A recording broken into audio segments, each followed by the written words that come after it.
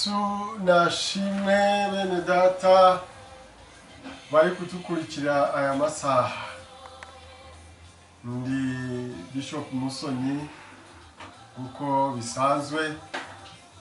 Turashimira Imana ko iracyaturinze kugeza n'aya masaha. Gusa uyu munsi uko namwe mureba insi tugezemo, ubu tubikunze tutabikunze, tuba tukeneye kugira ngo tubwire abantu ubutumwa bwiza no gukoresha ikoranabuhanga. Nicyo cyatumye uyu munsi natwe twahisemo kugira ngo dukoreshe ikoranabuhanga tubagireho, na cyane cyane mfite umutwe w'amagambo avuga ngo turi mu minsi ya nyuma. Ukagira n'akandi kace kavuga ngo abakunda iyi nsi. Murakoze cyane. Guko rero inyuma yanjye muhareba aha mu rugo iwanjye muri salo dufitemo iki cyapa muri kureba. Ngiye kugerageza no kukisobanuraho. Ndabona hari handitse ngo Jehova Shalom. Ni Jehova Shalom nyine nguko tubivuga. Ariko tureba hano abagabo babiri, hari uyu nguyu, hari n'uyu bakandagiyeho. Ariko uyu nguyu tureba hano ruguru, uyu ni umugabo wikoreye Abefeso ibice 10, ibice 6, umurongo wa 10 kugeza ku murongo wa 18. Bibiliya etwereka yuko ingofero ye ngo yambaye ingofero y'akakiza, afite umukandara w'ukuri, afite uwundi mukandara wo gukiranuka, akagira ingabo imukingirize no kwizera. Mu kaboko ke afitemo inkota yanditseho ijambo ry'Imana, n'ingweto yambaye ni ingweto z'ubutumwa. Akaba kandagiye kuri iki kindi kigabo mureba hano, kifite ibitekerezo byinsi, kigira amafaranga, kigira abandi banywe biyobabwenge uretse n'ibiki byose, bagira ibintu byinshi cyane, bagira ibibanza, bagira amazu, harimo siporo yamaza abantu. Umuntu ntabwo avuze siporo ntabwo cyangwa apeli ntabwo asobora kutuza. Umuntu asobora no kuvuga ati reka baburare mu rugo ariko ndiwe umupira. Iyi ni isi. Ariko kuko mumureba na hano, nanone ku iki kiganza cye afiteho umubare wa 666. Aha muri iki kitabo afite mu ubwenge. Iki cyapa narakibonye kivuye muri Amerika, kivanye muri Israeli. Ubu rero iki nicyo kige tugeze mu bene data, aho umukristo we wese wavana wajya agomba kuba afite izi ntwaro zose, ko uriya mugabo niwe wenyine ushobora gusinda iyi nsi nguko mubireba. Reka guko turi mu rugo, nsabe madamu atusomere cyanditswe nanone mu Yohana, mu rwandiko rwa Yohana ibice 5 umurongo wa 4 n'uwa 5. Handitswe ngo uko icyabyawe n'Imana cyose kinesha iby'isi, kandi uko niko kunesha kwanesheje iby'isi, ni kwizera kwacu. Guko Bibiliya yabivuze. Bibiliya yavuze ati icyabyawe n'Imana cyose kinesha iyi nsi. Utabyaye n'Imana ntabwo ushobora kunesha iyi nsi. Ikindi kintu ngo ukwizera kwacu, Bibiliya yatwereka neza yuko abantu bafite ukwizera kwinshi.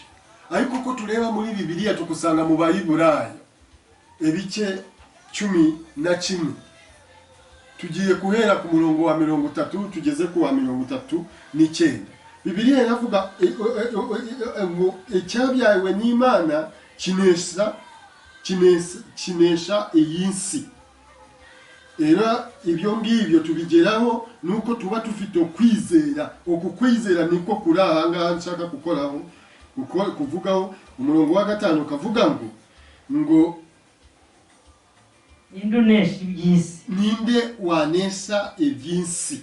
keretse uwizera yuko Yesu ari umwana w'Imana. Kereka uwizera yuko Yesu ni umwana w'Imana.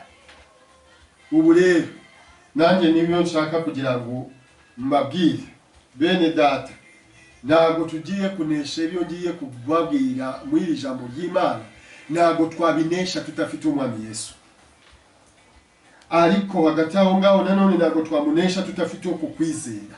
Reka nanone batusome Abayiburayo ibice 11 uhereye ku mirongo wa 30 kugeza ku wa 39. Handitse ngo kwizera niko kwatumye inkike z'amabuye z'i Yeriko ziriduka bamaze kuzirenguruka iminsi 7. Kwizera niko kwatumye maraya Rahabu atarimburanwa n'abatumviye Imana, kuko yakiranye abatasi amahoro. Mbese mvuga iki kindi? Igihe cyandenga mvuze ibya Gideyoni n'ibya Baraki n'ibya Samusoni n'ibya Yefuta n'ibya Dawudi n'ibya Samweli n'iby'abahanuzi baheshejwe no kwizera gutsinda abami no gukora ibyo gukiranuka no guhabwa ibyasezeranijwe no kuziba iminwa y'intare no kuzimya umuriro ugurumana cyane no gukira ubugi bw'inkota no gukurwa mu ntege nke bagahabwa imbaraga nyinshi no kuba intwari mu ntambara no kunesha ingabo z'abanyamahanga. Abagore bahabwaga abo bapfushije bazutse, abandi bakicishwa inkoni ntibemerewe kurongorwa kugira ngo bahabwe kuzuka kurushaho kuba kwiza. Abandi bakagerereshwa gushyingurirwa. Haleluya. Guko tubyumvise byo ngibyo, Imana uko niko yita ukwizera. Ni abantu bakiye mu bintu bikomeye byinshi cyane, guko natwe uyu munsi tubirimo. Umuntu uyu munsi abirebye neza ukasanga abantu baricaye barya muri lab bakora virus, iyo twita ngo coronavirus, n'abantu bayikoze yatuhejeje mu mazu, akazi kacu karagiye, ekonomi ubukungu bw'igihugu bwituye hasi, nta muntu kigenda. N'ubu abo mvugira ubungu insengero ntabwo baratufungurira kugira ngo dusenge ku karubanda nk'uko twasengaga. Ndashaka kukumenyesha rero yuko twingiye kindi kige kisha, mu cyongereza icyo bita new era. Tugeze mu kindi kige kisha, aho tugiye kureba ubuzima bwahindutse. Bibiliya iri kutuzura naho tubireba. Bibiliya ihinduka kuri imbere yacu. Nibyo ngiye kuvuga naho nari kitangira kugira ngo masogongeze ibyo tugiye kwiga muri iki cyigisho. Nahise ngo insi yageze ku herezo yayo, ariko abakikunze y'insi bo bagiye kumererwa bate. Reka tutangire tusenga. Mwami Imana, turagushima kuri aka kanya watuwaye ko kuba dushoboye kuza imbere yawe turi mu mago. Cyubahiro kibi cyawe. Wongeye uvuga mu ijambo ryawe mu Bayiburayo ibice 10:8 no wa 9 ngo ibitambo n'amaturo yaturwaga y'ibyaha, icyo kige ntabwo wageze uyakunda, ntabwo wageze uyishimiramo, kuko byakorerwaga mu buryo bw'amategeko. Ariko Bibiliya yongerera tubwira mu murongo wa 9 ngo waraje kugira ngo ukore icyo umwami Imana ashaka. Urongera uravuga ngo Mana urema icyambere uvanaho icyambere ukongera ukarema icya kabiri. Turagushimiye rero kuba icyambere twarakibonye, twabonye tuba mu isi twidadura dusenga uko dushaka, tujya mu rusengero uko dushaka, ariko tugeze aho dusengera mu nzu n'uyu mwaka tusengera ku makoranabuhanga byose n'uyu mwaka wa 2020. Mana, fungura amaso yacu tumve, umanya turebe, utufungurire n'amatwi yacu tumenye iki gihe tugezemo. Urakoze Mana, mu izina ry'Umwami Yesu, amen. Nuko rero kuko narindi kubivuga, nababwiye ni ubwa mbere mu mateka y'isi ikintu cyitwa virus, iyi turumva ngo ni coronavirus, ituma ibihugu byose ku isi gahunda zihinduka, abantu bakifungirana mu mazu, mu muhanda n'abantu, ubukungu bw'ibihugu bumaze kugabanuka, bumaze gusubira inyuma, abantu ntabwo bakiri mu mudendezo wa wundi bari barimo. Ndi hano kukutangariza yuko rero icyo mu cyongereza nicyo twita new era, tugeze mu kindi kigihe kitagiye gusa nacyo. Bene data, tukwiriye kuba maso, tukwiriye kuba abantu bazi Imana. Mwiki kiza twabonye ntabwo ari n'ikiza. Mw'iyi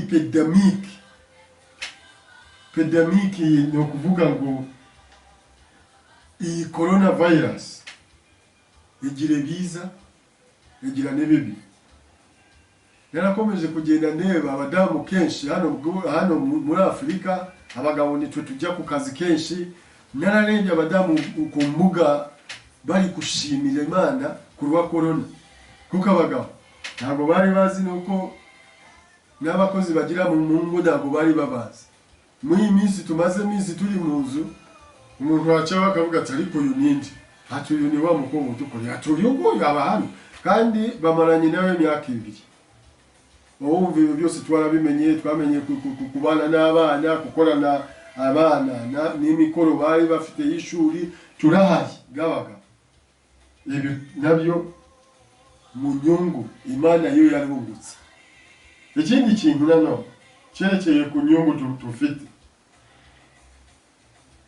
nacyo ndakomeza mbere nkigaragaza, iki gihe turimo kirakomeye cyane, cyatumye itorero ryatorera Imana yari igambiriye na mbere yose n'ubu kirigambiriye, itorero riboneka mu rugo, itorero ryo mu rugo rikomera, ayandi yaravuse mu ngo, kuko hahandi tujya gusengera, hahandi tutera naho kijyayo ni.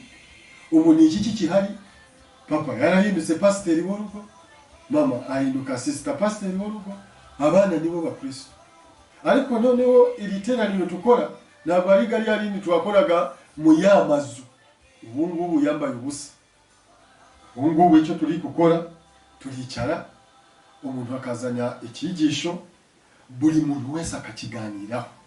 Dore nguko niko abayisiraheli banaterana, nguko niko Imana yagambiriye itorero guterana. Reka mbabwire, ibi bintu birakomeye cyane. Bibiliya iratwereka muri Matayo 24 umurongo wa 36 kugeza ku wa 39, Bibiliya iratwereka ku iyi minsi turimo. Bibiliya, iyi Imana kuva na mbere hose ni Imana yari Imana y'umuryango. Imana ikiza Loti n'abakobwa be, ni Loti nyine n'abakobwa, ni Imana y'umuryango. Aha mvuze muri Matayo 20 ni Nowa, Imana imukiza umwuzure, ntabwo yakijije insi yose, yarakijije umuryango. Ni nacyo kituma Imana irishimiye ekigegi iki turimo kugira ngo tusubire ku cya kindi Imana yatuhamagara. Nanjye nabaga b'abadamu bahoze kare bahoze bavuga ngo barishimye ko korona yarashe. Nanjye ndishima yuko mu miryango ubu abantu basigara bicara bakaganira ku ijambo ry'Imana, bakabwiriza, bakabirizanya, ibintu bikagenda neza. Abo bazatufungurira tusubire mu za nsengero, tuzaba tugiye turi amatorero agiye guterana mu ya nyubako tujya tuva ngo korona yarayifunze. Ariko itorero ry'Imana ntabwo risora kufungwa, na Yesu ubwo yarabisubiyemo aravuga ngo n'imbaraga z'ikuzimu ntacyo zagira itorero rye. Rero bene data, iminsi ni itorero. Ese itorero ni iki? Itorero ninde? Nicyo nicyo cyanzanye uyu munsi kugira ngo tukisobanukireho. Bene data, murebe iki gihe tugezemo. Iki gihe tugezemo ni iki gihe kibi koko, kuko nabivuze coronavirus ni ikintu cyaremwe n'abantu.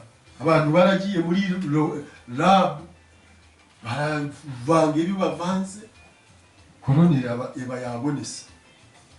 Umugambi w'abana b'abantu ni muremure, ariko icyo tushimira Imana, Bibiliya iratubwira ngo umuntu aragambira, ariko Imana niyo yitamu ikigomba kubaho.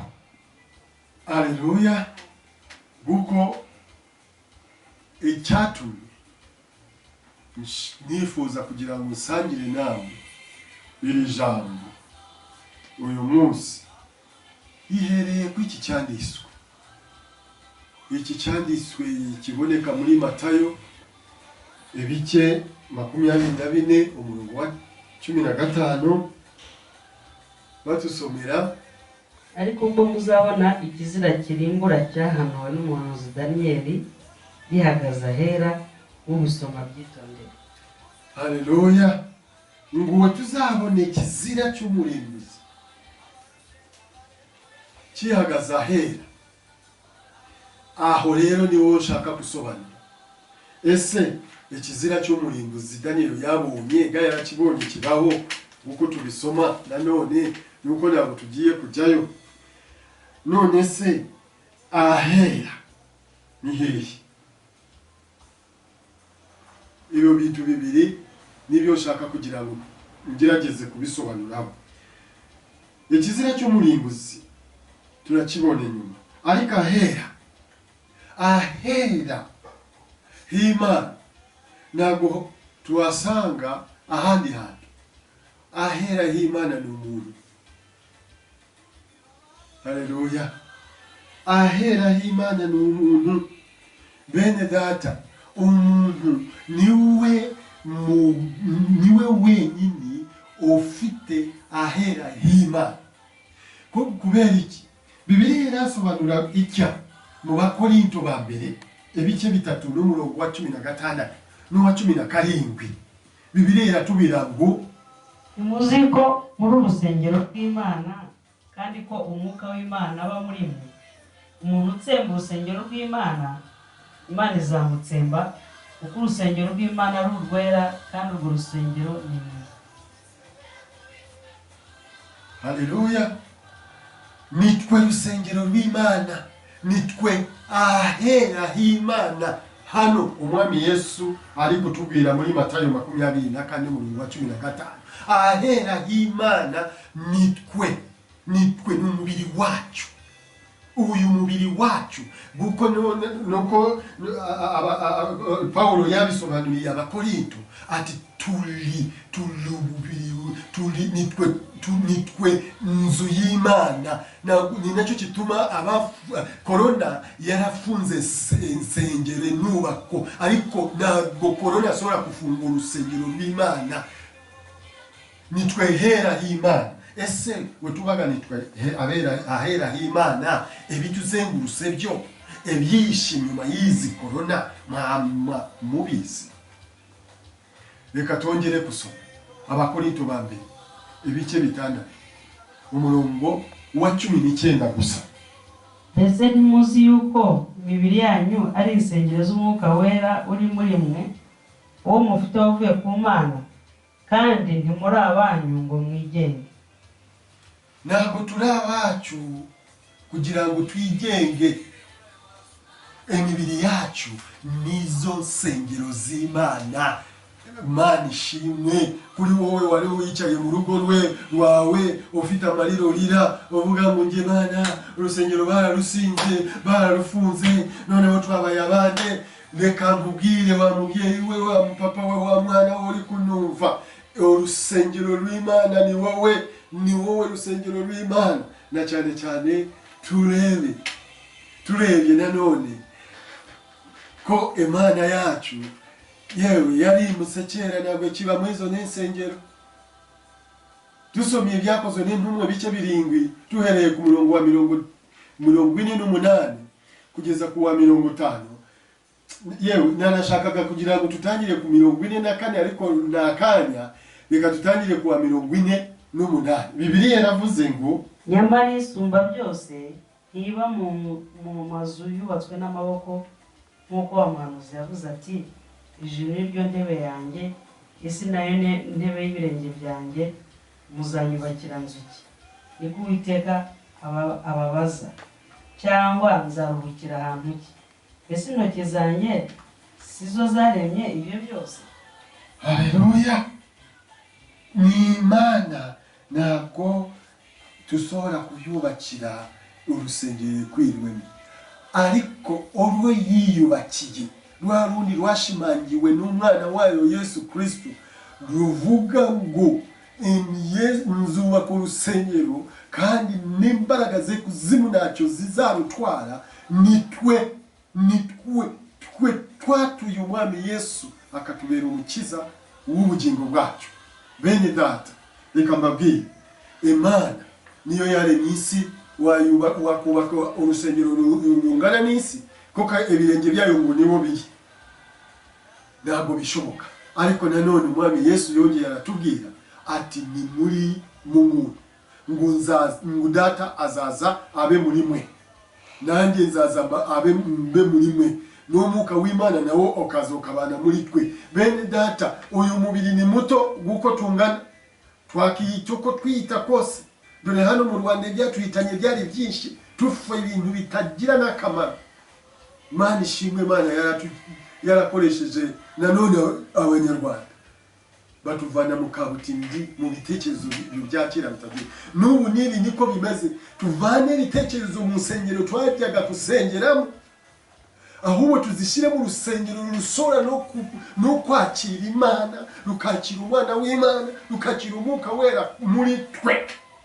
Uru nirwo rusengero rutasora kunyeganyizwa, yaba na corona yaba n'ibyo bindi bintu byose biri kuruhiga. Bene data, ni nacyo kituma mbereka guko muri abantu bito abana b'Imana, muri insengero z'Imana, na shitani arabizi ibyo.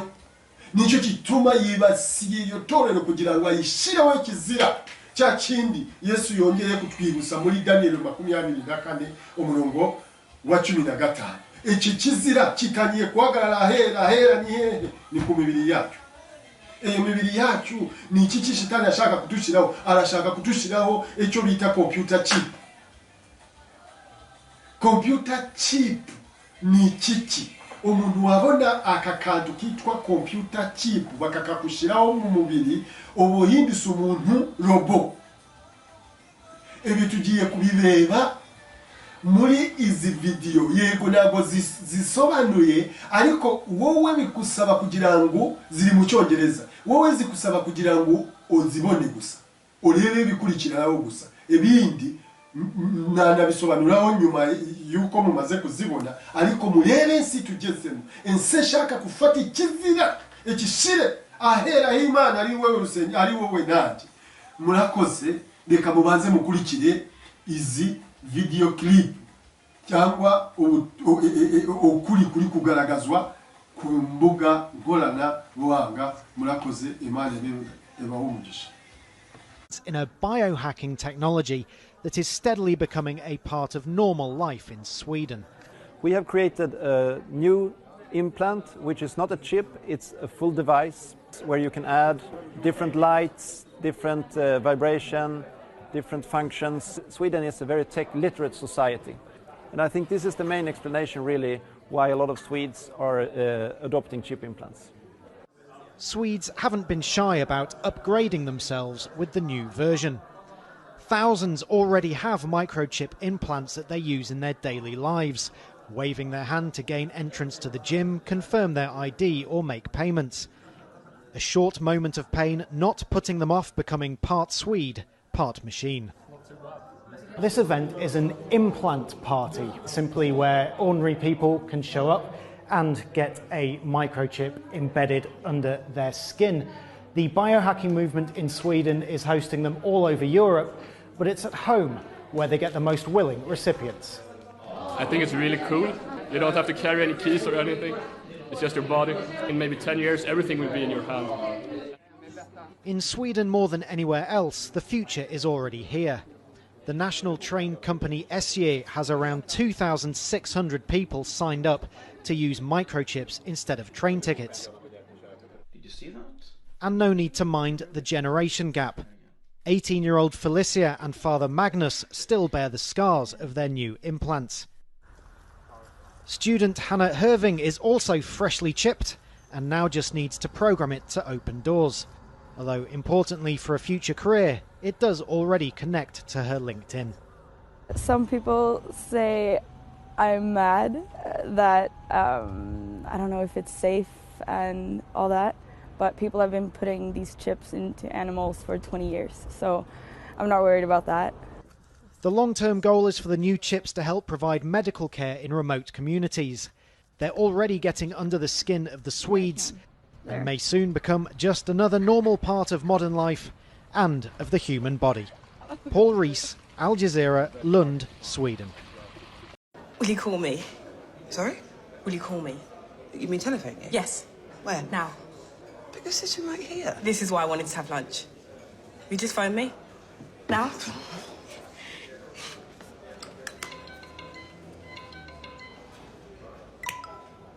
Hello, Bethany speaking.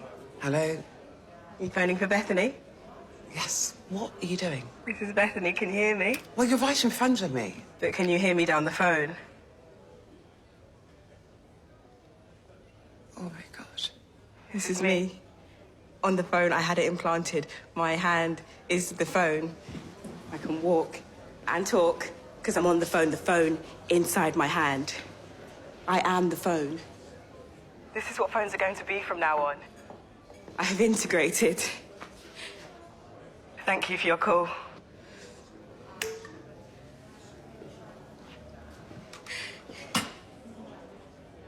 Subdermal implants. They charge themselves with motion like a self-winding watch. And it's on the 22 network. I get signal across 95% of UK mainland, 98 by next year. When I phoned you, it was ringing. You were ringing. That's the speaker. So small. Okay, but when did you get this done? That course in Winchester, I had one finger done every night. I still need to use a handset to phone out. Look.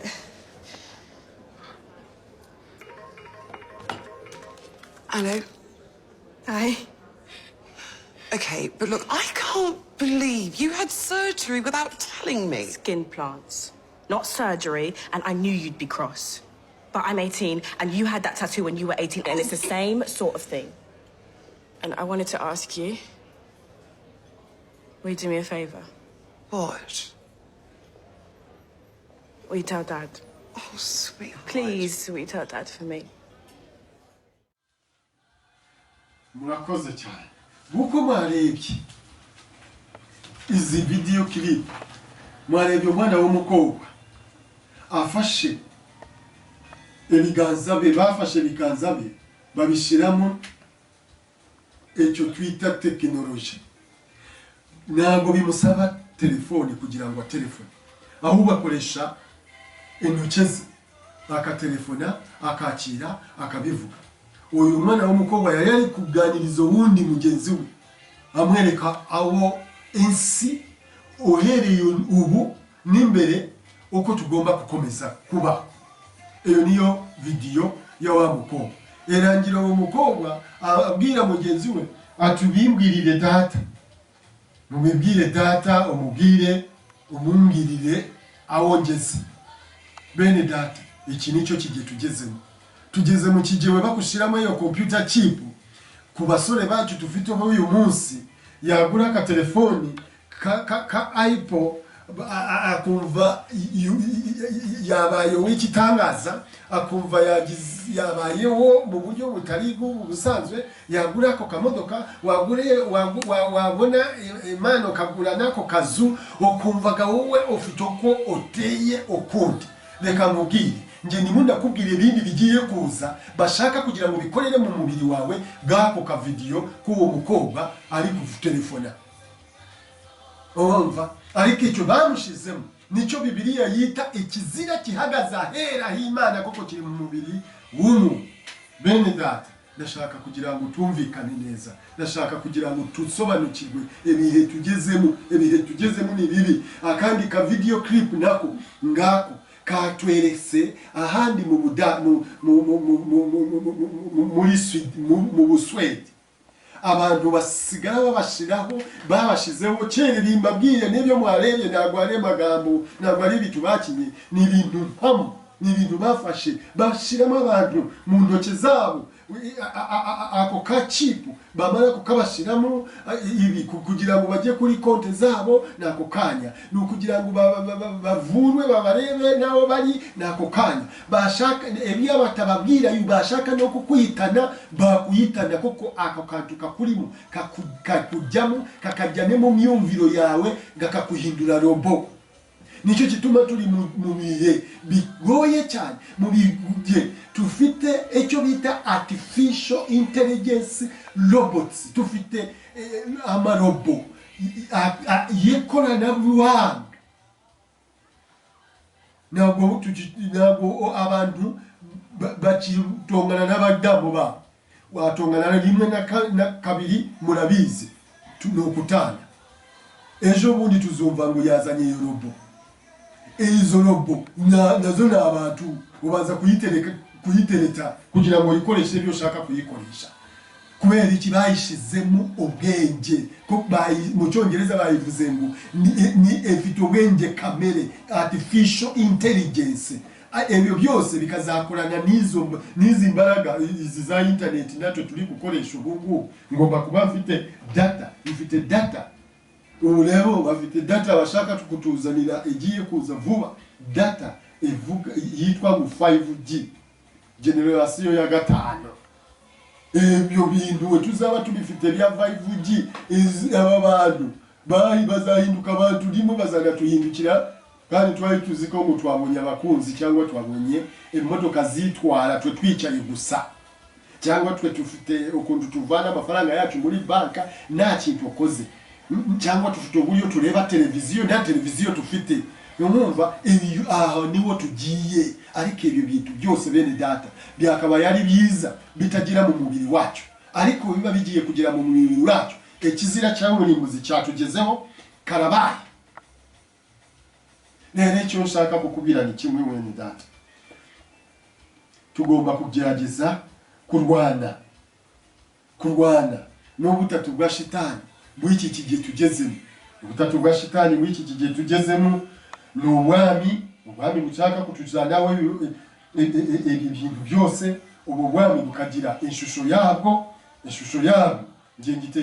ngita tekinoloji y'iki kigihe noneho bikagira n'ikimenyetso cy'umubare wayo ariyo 666 bene data reka dusome koko ni Imana ibyango runuka reka dusome mu byahishuwe ibice 14 umurongo wa 9 kugeza ku wa 13 marayika wundi wa gatatu akurikiraho ijwi rirenga ati umuntu naramya inyamaswa n'igishushanyo cyayo agashyirwaho ikimenyetso cyayo mu ruhanga rwe cyangwa ku kiganza uwo niwe uzanywa ku nzoga iyo mujinya w'Imana yiteguye idafunguwemo amazi mu gacuma k'umujinya wayo kandi azababazwa n'umuriro n'amazuku imbere y'abamarayika bera n'imbere y'umwana w'intama umwotsi wo kubabazwa kwabo gucunga iteka ryose baruhuka ku manywa na nijoro,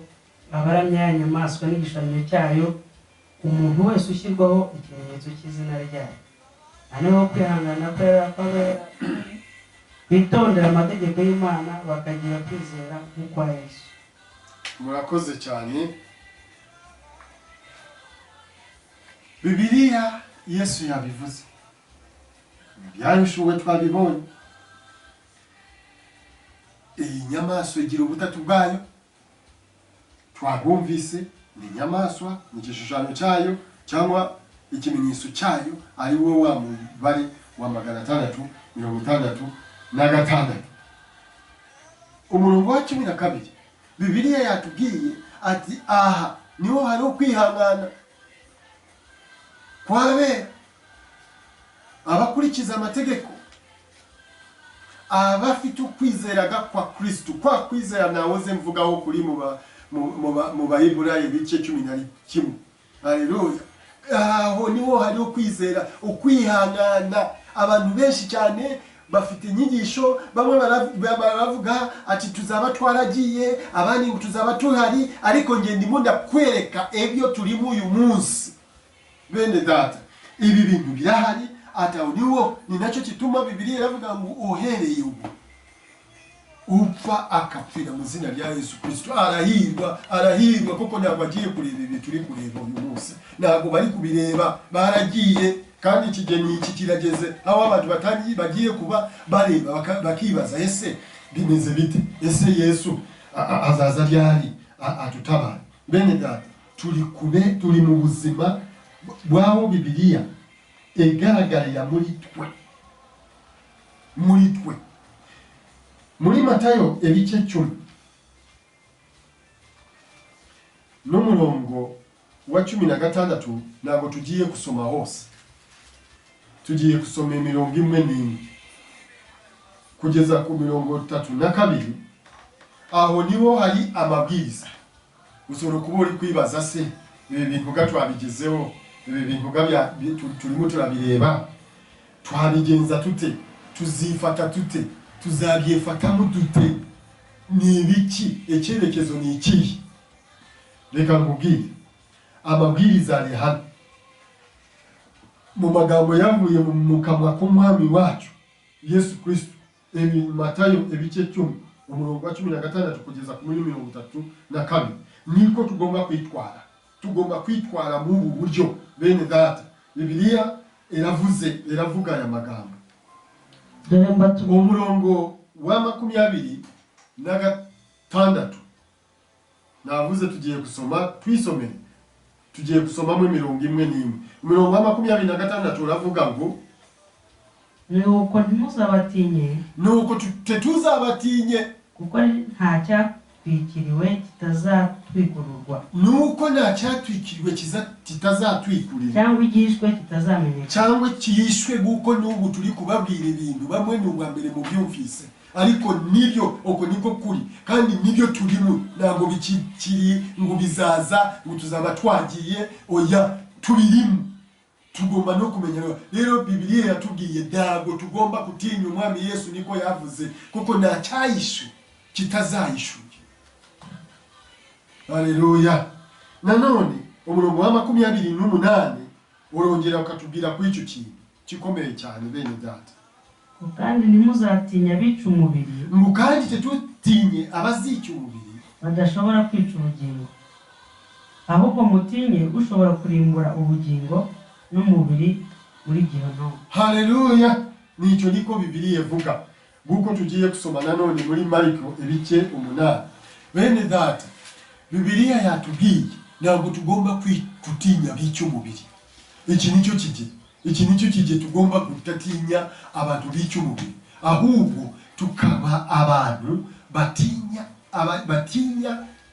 Imana isobora kwica byombi, ubugingo n'umubiri, kandi muri Gehinomu. Usobora icyo bivuze iki? Bivuze yuko usobora kwireba ko wagezeho ukameraga wa mushiki wacu uri kwiratana ko telefone iri mu ntoke, ariko ejo bundi uzapfa. Ufuyo utasobora kucungura umwuka wawe ukurimo. ubugingo bukuri ntabwo ushobora kubucungura. Kibucungura ni ukwirukanga, ni ukuhungira kure ikintu cyo ari cyo cyose gishaka kujya ku rusengero rw'Imana, kuko twabonye kare yuko ni urusengero rw'Imana. Ubu rero bene data byaruta kugira ngo tufe ariko tutabonye ibi bimenyetso nk'uko tubireba muri Bibiliya. Mariko 8:36 kugeza ku 38 Bibiliya itubwira aya magambo ngo kandi umuntu byamumarira iki gutunga ibintu byose byo mu isi niyaka ubugingo bwe? Mbese umuntu yatanga iki bacungura ubugingo bwe? Uko tubireba hano Bibiliya yabivuze, ese bimkumeriye iki gutunga iyi isi yose, ukayimererwamo neza, ukagendera mu modoka zitwara, ukavugana n'abantu utafite ikindi kitufashe na telefoni, ukavanayo amafaranga yawe, ukiga? Urumva iki gihe tugiye kuba tureba abantu uko biga, akaba dogiteri mu munota umwe, kuko icyo yigira nta kindi bakimushize mu mubiri, no kudownloadinga, no kuvana ibintu kuterambere. Ati urashaka kubira iki? Ati pilot. Ubayita badaniro yito wishura amafaranga yo kubona ayo masomo wo kuba doctor mu minota 30 uri doctor uzi kubaga yisho kalivanamo kalishira hariya kuki ko kako bakushizemo kakuwa ubundi bushobozi wowe cyawe no gufranga amafaranga none ukabicyo shaka. Ubu buzima nibwo Imana ivuga ngo bureme kutugira mu rusengero rwayo, kandi uru rusengero ni wowe nanjye, kandi mu bindi bifatika, mu bigaragara, mu bintu bigaragara ni ubuzima bwiza cyane pe. Guko kenshi nkunze kuvuga ngo abantu bajya bavuga ibya, ariko icyaha kiraryoha. Umuntu akiba amafaranga kumva ngo arababaye, ngo nuko yibye amafaranga oya arishima akakora ibindi bikazamo, umva. Ariko w'Imana arabireka, mwana abireba avuga ati reka da ngiye iki kintu sinzakikora. Urumva niwe kiba kisaga wari kiza, nibi nabyo bisaga wari terambere, bisaga wari ubuhanga bugiye kuboneka cyangwa babonese. Ndimo ndakubwira yuko icyo nicyo kizira kihagaza hera y'Imana, ari wowe rusengero rwe. Bibiliya iravuze ati ese ubundi watanga iki kugira ngo cyungure umwuka wawe? Watanga iki bene data? Icyo twatanga muri iki kigihe nta kindi, twe tufite igisubizo. Icyo twatanga ni kimwe gusa, ni ubutemera kugira ngo ibi bintu bitugereho, ibi bintu bibabishire mu mibiri yacu, ibi bintu kugira ngo bitatujyaho bene data. Nicyo cyonyine tusubira kugira, na cyane cyane kuko twatangiye tuvuga mu rwandiko rwa mbere rwa Yohana ibice 5:4 ngo abafite Kristo nibo bagiye kurwana kusinda kunesha ibi bintu, n'abandi n'abafite umwami Yesu Kristo. Bene data reka mabwire, Imana yarateguye Imana tufitiye bitu byinshi cyane ezatuwa, na cyane kuki mvuga gutyo kuko ndi mu babana we banago ndi mu batu batatu tugiye kusoma mu byayishuwe bice 20 umurongo wa 4 gusa. Uwo banago uri mu ibi bici sinzi ejuru vuga uzabamo byaryo, ariko ibi Imana biteguriye abantu gange naho bakiriye umwami Yesu Kristo, bagiye kwihanganira ibi bitu bireme kubagira ku mibiri yabo, arizo nsengero zabo, bazaba mu myaka 1000 n'umwami Yesu Kristo. Reka tusome umurongo wa 4 n'uwa 5 mu byayishuwe 20.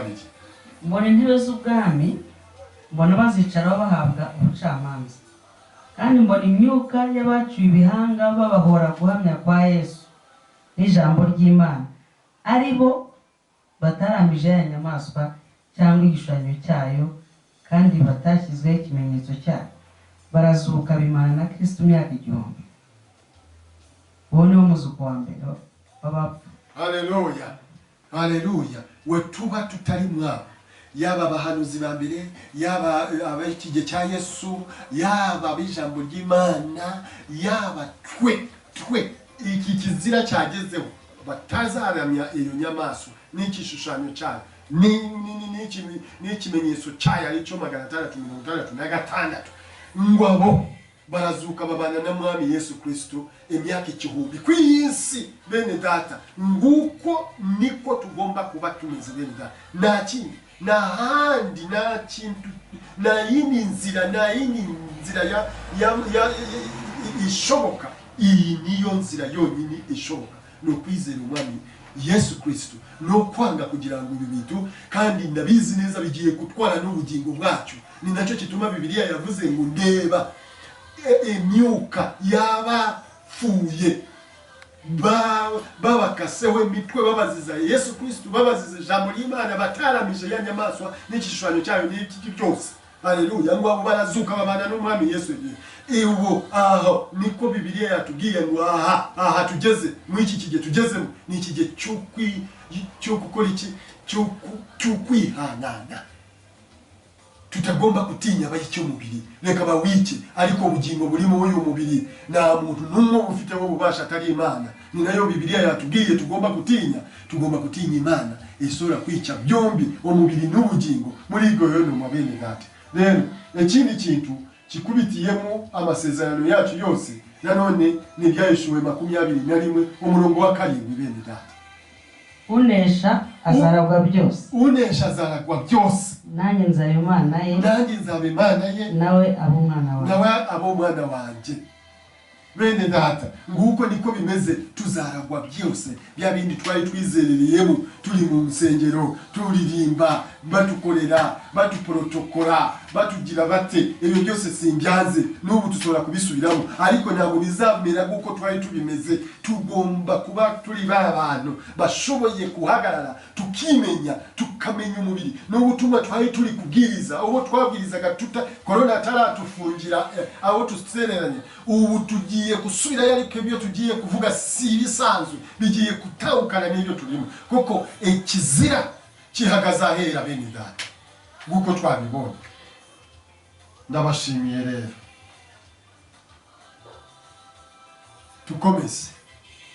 tukomeze zisengero zavuse, tukomeze ukwizera tubona muri Bibiliya, ukwizera kurihangana, ukwizera kurihanganira n'urupfu.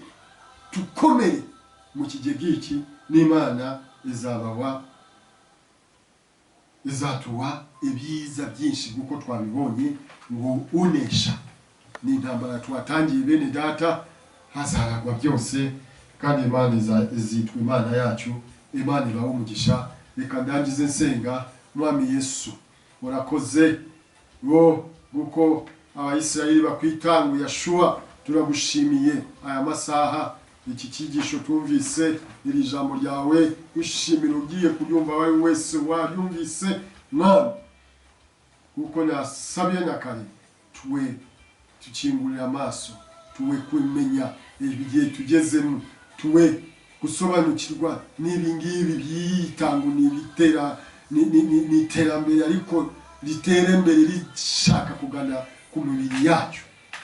Bitukize kandi utuwe imbaraga, tuwe gushira amanga, kugira ngo Mwana tukomeze tuvuge ibyo tugomba kuvuga mu kigegiki. Nanone kugira ngo tukangurire itorero ryawe ryaguzwe n'amaraso y'igiciro cyinshi kuko twabisomye. Komeza tugirire neza Mwana, mu izina ry'Umwami Yesu Kristo. Amen.